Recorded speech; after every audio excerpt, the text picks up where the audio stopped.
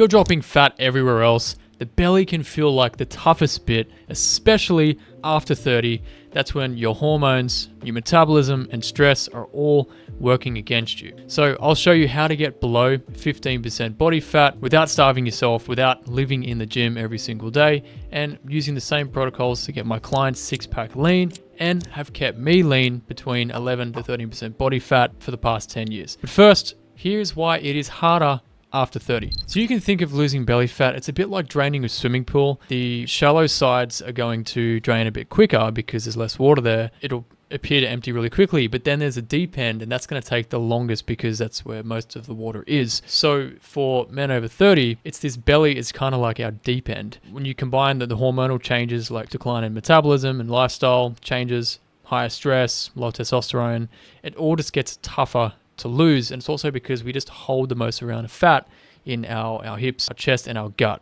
And this is why your arms, your shoulders, your chest, and your face could look leaner and even show veins, yet the belly's still soft between this like 18 to 20% body fat range. Even when I got down to that 6% body fat for a bodybuilding competition, my face looked skeletal. And you'll notice the same thing with the guy called Jeff from Athlean X. The dude's always shredded and his face is always super lean. So genetics can change where this shows a little bit, but the principle is going to always be the same. The problem is most guys try to fix this with like really quick hacks, or they're just always changing their diet around too quickly or changing what plans they're doing. But what actually works is sticking to your plan long enough to finally tap into these stubborn areas. And this is where they make the first big mistake by falling for exercise myths that sound smart but don't actually burn any belly fat. So you might already know this, but for years I didn't. I thought ab swing machines would make me look like the guys on the TV that were selling these machines. But I learned the hard way that doing endless crunches and stuff like that, core work, is not going to melt the belly fat, unfortunately. Training abs will make them stronger, but unless the fat on top is shrinking, they're never going to be visible anyway. And this is the same as like trying to do bicep curls. It's not going to burn fat on the arm by doing bicep curls. The belly only starts to lean out once most of the fat in that swimming pool analogy is nearing the bottom. It's usually going to be around that 15% body fat or lower for most men, unless you have a shit ton of muscle and you're on roids or something. And here's a good part. You don't need to do 500 crunches a day. I don't even train abs really at all. What works is a sustained calorie deficit and resistance training to really maintain the muscle that you've got. I know this is really simple, but this is what works. And that's exactly what we need to cover next, and how to actually create this fat loss zone without starving yourself or living in the gym. Let me explain. So I like to think of losing belly fat, it's a lot like managing your bank account, because it's these small, inconsistent deposits that's going to grow your balance over time. But if you overspend, then you're going to be like back to zero pretty quickly. The magic doesn't happen in this one big leap of faith action, right? It happens through the accumulation of your consistent controlled behavior over a long time. And I'm going to break this down even simpler for you. So for example, aiming for a 300 to 600 calories under your true maintenance level. This is going to be enough for you to burn fat without draining your energy or sabotaging your muscle growth. But the problem is if you're trying to push lower than this, it can lead to more suffering and make the whole process really difficult. Another thing is prioritizing your big lifts in the gym, because this is going to signal to your body to hang on to the muscle and grow more of it, even while the fat's coming off. You might not get huge while in a diet phase, but you can maintain it. Doing too much cardio without training can lead to muscle loss.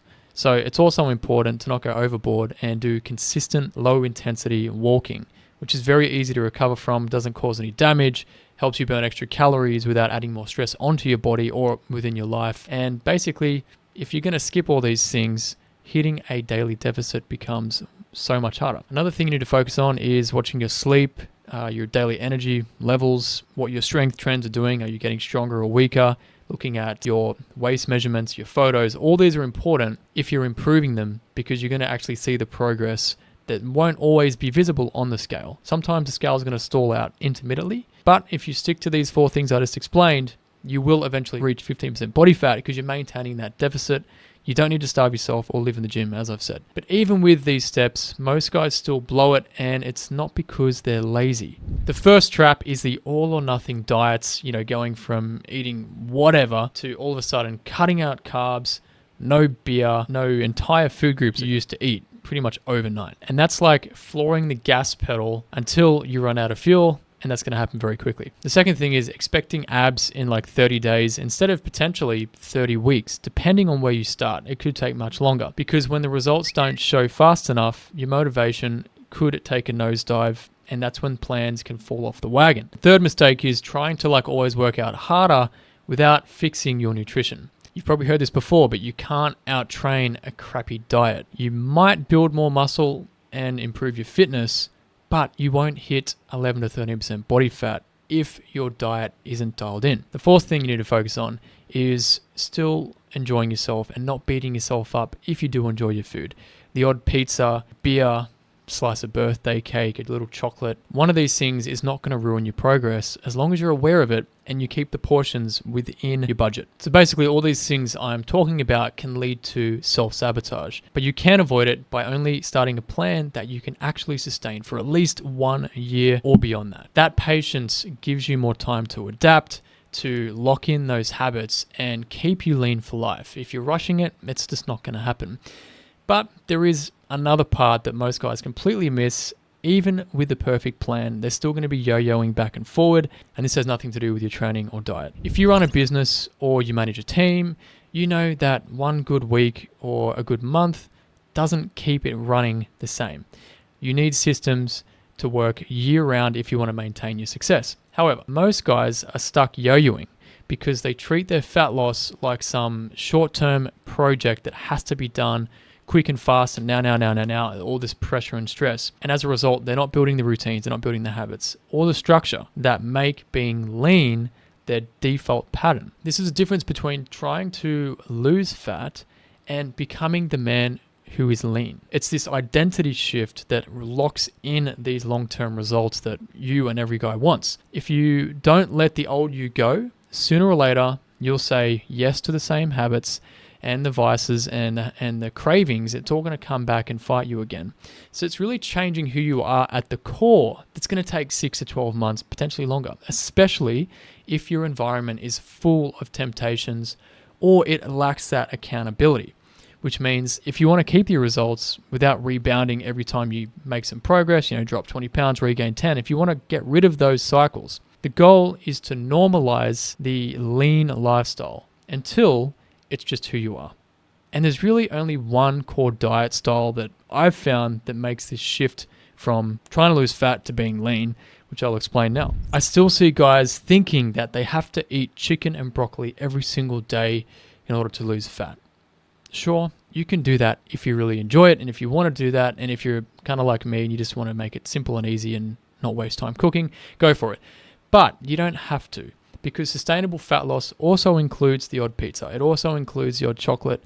It also includes a glass of wine with your partner out on date night or whatever it is, beer, dessert, that's all good. The key is actually building your plan around your real life to include the business dinners, to include the travel, the weekend trips, taking the kids out for an ice cream or whatever it is, instead of pretending that all that can't exist. That way, you're not starting over every single Monday, and this is where the maturity really kicks into your process and your system that you're creating, because you can't expect to lose 5 pounds every single week if you're enjoying more food variety. And this is why I say that dropping 1 pound per week is more realistic, so much easier to stick to, and it gives you a bit more freedom to enjoy different foods. To give you an idea, here's what a flexible week could actually look like for you. So let's say between Monday to Thursday, you keep it simple and repeatable. For breakfast, you can have a coffee or a protein smoothie with berries and oats. For lunch, you might want to have some grilled chicken breast with some basmati, some sauce that you like, maybe some greens, or you might swap the rice with potato, whatever it is,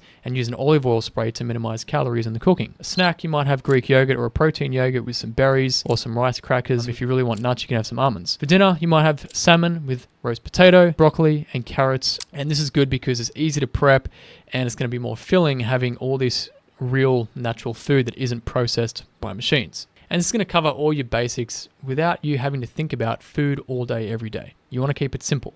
But then on Friday, you might have a dinner out and you want to have a couple of drinks. That's cool. Factor it in.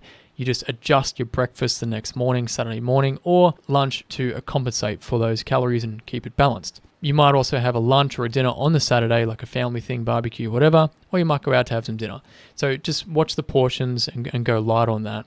And then on Sunday, you might also have some kind of family meal. Again, you just want to factor that in, go lighter on the breakfast, and then you can enjoy the lunch or the dinner and maybe not have as many snacks and take it easy on the drinks. So you can kind of space everything out. And this works because you've already factored it in. And if you go over, then you just adjust it on the Monday and the Tuesday in the next following week to bring things back into balance.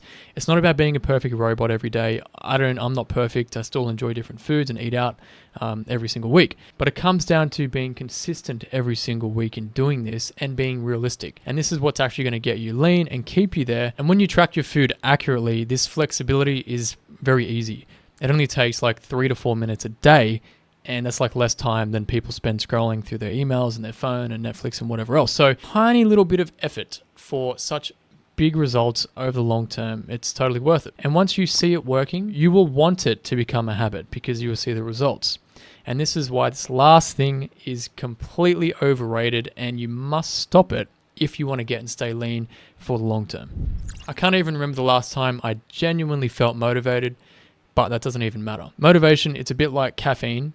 It gives you this quick boost, but it also wears off quickly. It's really down to your routines, your systems, and your habits that are going to keep you going. Motivation can also be a bit like the weather. It comes and it goes. Yet at all the times, the sun is still shining, the earth is still spinning, right? So things go on, whether there's motivation or not. Think about it.